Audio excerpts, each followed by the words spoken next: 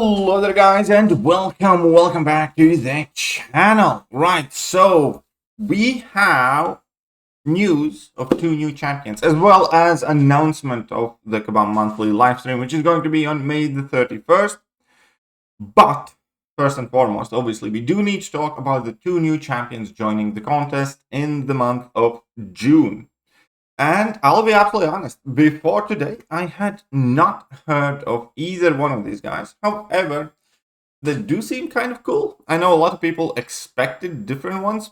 We do know that one of them is mutant, one of them is tech. So the mutant in question is North Star. We're going to get into his bio in a moment. And the tech in question is that dapper guy in the suit with the awesome butterfly. And he's called Arcade. And let's get to it. So, North Star.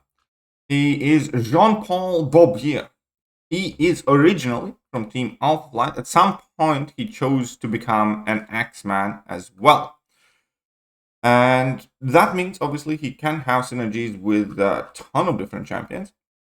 Was an infant when his parents were killed in a car crash. He was soon adopted by a family named Martin and separated from his twin, Jean-Marie. And initially, he needed the help of her twin in order to activate the powers. Eventually left Beldemont and joined Circus in France as an acrobat. Everybody in these is like an acrobat. I swear to God, every single one of the bio, they're like acrobat. Like, Marvel is filled, like, if you want to become a superhero, become an acrobat. Because that seems to be like a condition at this point. Anyways. So obviously he's a member of Alpha Flight, which is effectively Canadian X-Men, as I'm sure most of you are aware. But let's take a look coming out. For a while, surviving through, that's fine. Let's get to his powers. There's quite a lot. Apparently, there's quite extensive history of the guy. So, what can we see from his power grid? Not very smart. It's kind of dumb, in fact. He only has 2 in intelligence and 2 in strength as well. He does have 6 in speed, as he is, in fact, a speedster as well. Now, his speed is generated differently than most, but still, nothing major in durability, energy protection, or fighting skills either. So let's start breaking it down. Originally, he could only generate light when in physical contact with his twin. Blah, blah, blah. Sure. Light generation. He can generate from his body a bright white light equivalent to maximum intensity to 500,000 foot candles. He does so by varying a rate of acceleration of the molecules of his body out of phase with one another, therefore generating cascade of photonic discharges. He has the ability to send out powerful concussive blasts that can do considerable damage. He can project these from his hands and out of his body in a series of concussive bursts. Now, superhuman speed, this is where it gets the most interesting, basically. He possesses the ability to propel his body at superhuman speed, becoming a living projectile. So, through an act of concentration, Northar can channel a portion of his kinetic energy of the atomic motion into his body's molecules in a single direction. This can accelerate his body in a velocity in direct proportions to the amount of kinetic energy he has tapped. It is possible for him to reach 99% of the speed of light, although he never traveled anywhere near that speed, since if he did, he would wreak great damage upon himself and his environment. So he also has heightened reflexes, as most of them do. Accelerated metabolism. He possesses a boosted metabolism that can be used to heal wounds quickly. Superhuman durability. Not that high though, but still. G-force compensation. He has the ability to use his super speed to automatically compensate for any G-force difference. And flight.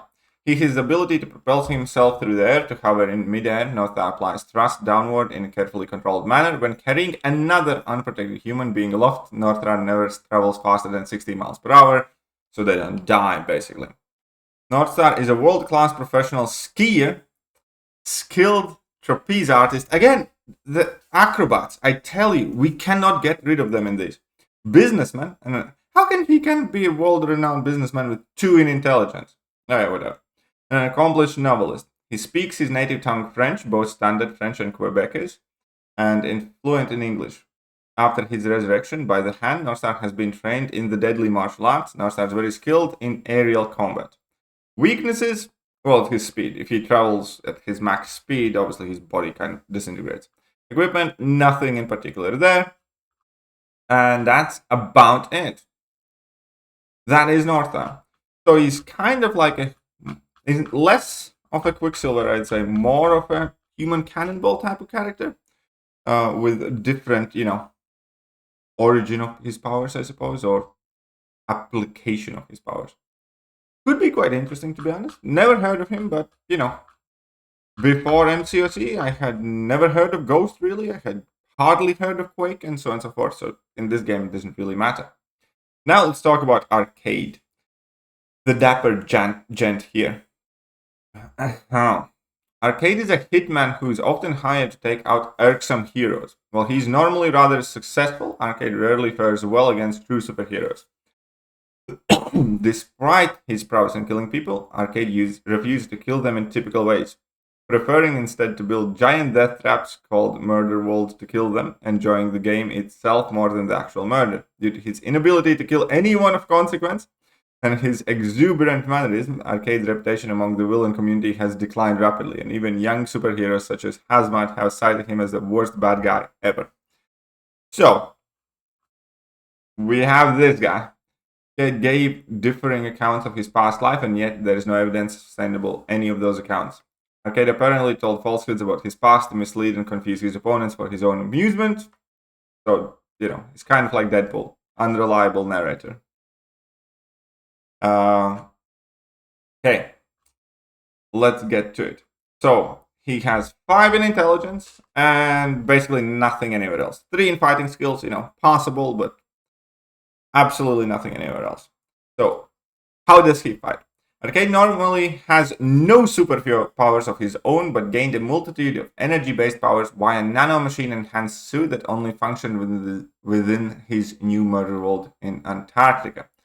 His insanity seemingly grants him some level of comic awareness, allowing him, for example, to grasp and eat the little angel and demon Deadpool's shoulders. That's kind of funny. Genius intelligence. Although he has no superhuman powers, Arcade has genius level IQ and a natural aptitude for mechanics, architecture, and applied technology. A brilliant and self-taught designer, Arcade applies his talents to construction of mobile amusement park like death traps, which he calls murder worlds. In general, though, Arcade's bow tie is a clip-on. Ha! In general, though, as far as I'm aware, he is all sorts of various techs and gadgets and stuff like that. So he is going to be a tech champion. So it's going to be interesting to see what Kabam does with him, because obviously they can't build the entire, elaborate setup rooms type of things in MCOC. But they can certainly give him all sorts of weird and quirky, abilities, basically to any extent they please, because he kind of builds tech for everything that he needs accomplishing. And that also could be interesting. Kind of look forward to both champions this time around. Neither one of them, again, are champions that I have any, knowledge of.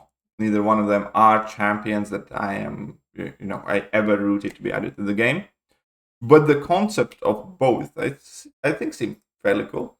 Now, obviously, I know a lot of you were kind of expecting different champions, due to either leaks or guesses by JX and everybody else. I don't think pretty much anybody guessed these two. But here they are. And, I'm kind of alright with that. Because although I do want many of my favorite characters added, many who have remained irrelevant anyways. Like, I really wanted Jubilee to be added forever. And now that she's in the game, because she kind of sucks. And same thing happened with a handful of other champions. So now when Kabam brings in some random unknown heroes, as long as we get some of the popular ones as well, like, Beta Ray Bill has to appear this year. It's been way too long. Same as, a whole bunch of others. I kind of like that they bring in some of these too. I kind of do like that. As long as they don't do, too many of these random unknowns. But that's pretty much it for this video. Let me know what you guys think about the 2 new additions to the Marvel Console Champions, and I'll see you soon. Bye-bye. Hello there guys, and welcome back to the channel. So we have all